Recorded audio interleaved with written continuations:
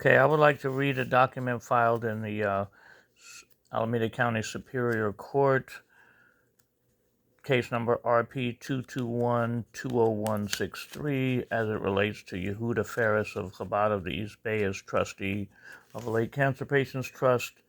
Essentially, what this is saying is that Yehuda Ferris is trying to sell the property, and this sibling here is asking of the late cancer patient is asking the court to freeze any sale of the property pending the outcome of the probate trial, so that the inheritance of the three siblings won't be stolen by Yehuda Ferris. And also, the petitioner, as I'll read through this, says that there's $53,000 missing from the bank account and would like the court to investigate, and that she will be filing a police report possibly concerning the missing $53,000.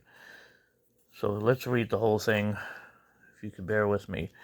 Okay, now comes petitioner, moves this court for an injunction to freeze any sale of said subject property, known as 1810 Grant Street, Berkeley, pending adjudication of the trust property and petitioner's brother's motion to return property wrongfully taken from the trust, as well as petitioner's brother's other petitions that petitioner supports and is considering joining. Petitioner is seeking affordable counsel.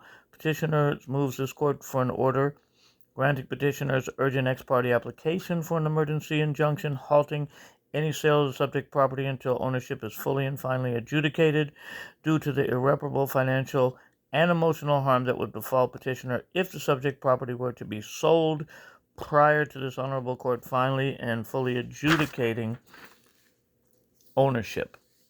See, because Yehuda Ferris sold the property for $82,000. The cancer patient owned half of a $2 million house, and it was supposed to go to his siblings, and Yehuda Ferris snatched it up and sold it for $82,000 because it's 2 blocks from his synagogue on University Avenue, and his wife owns $80 million in real estate. She just wants to flip another house.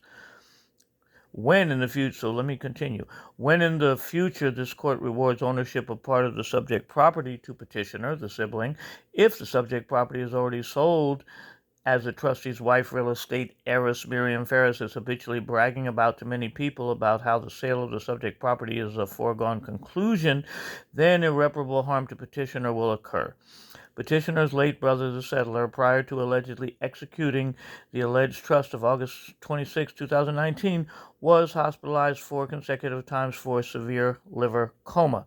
Each hospitalization was for weeks, and this current trust, dated August 26, 2019, was allegedly executed without any witnesses after the 4 said liver coma hospitalizations. And after August 26, the date of the alleged new trust was written, highly suspect, the settler, the person who passed away, was again hospitalized for a total of 42 days prior to his ICU death just weeks later. Petitioner would like this court to take judicial notice that the settlement agreement, so in other words, supposedly he changed his will months before he died, but he wrote the other one years before he died.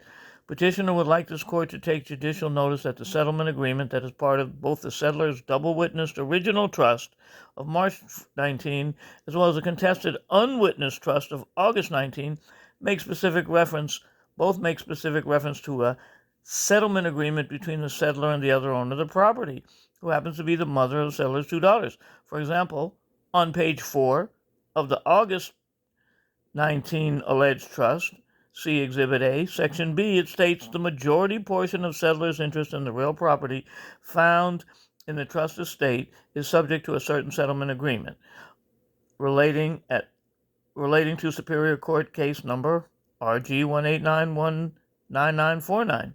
The terms of this Section B in subparagraphs 2, 3, and 6 are intended to comply with that settlement agreement.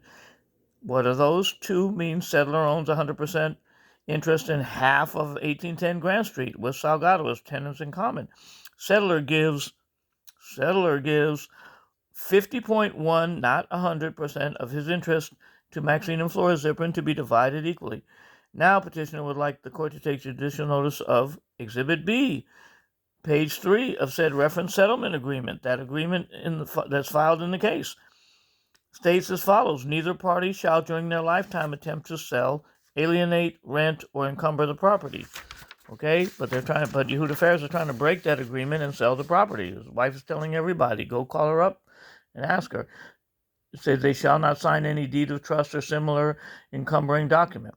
Therefore, petitioner is asking this court for an order to block any sale of the subject property until this case is finally adjudicated. Petitioner strongly believes that said trustee and wife Miriam Ferris have been planning since settlers' deaths 4 years ago to quickly sell the subject property, and now blah blah blah blah blah.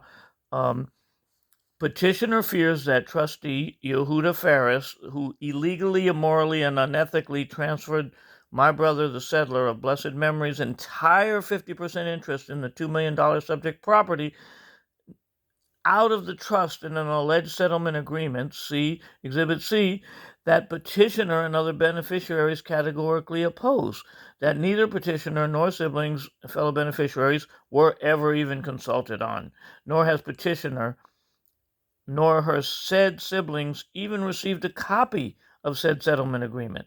Now petitioner fears the house will be sold immediately. Needless to say, petitioner adamantly opposes said financially abusive settlement agreement that has destroyed the trust estate by transferring the trust's 50% interest in the $2 million property for $82,000. What kind of rabbi would do that to somebody?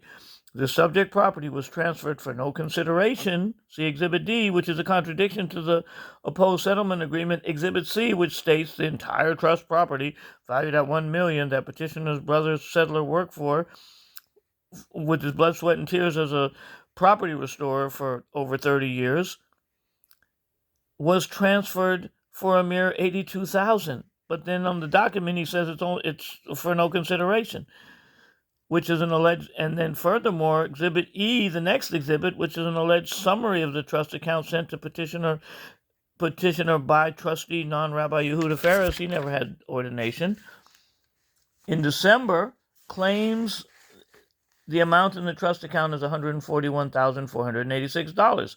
And yet in Exhibit F, which is an email sent to petitioner on September 10th of 23, alleged attorney Rogers, Will Rogers out of Petaluma, not an attorney, states on line 8 and 9 the following in an email, the following balance in the trust account to date, September 10th, 2023, is $88,626, which means that $52,860 is missing from the trust account.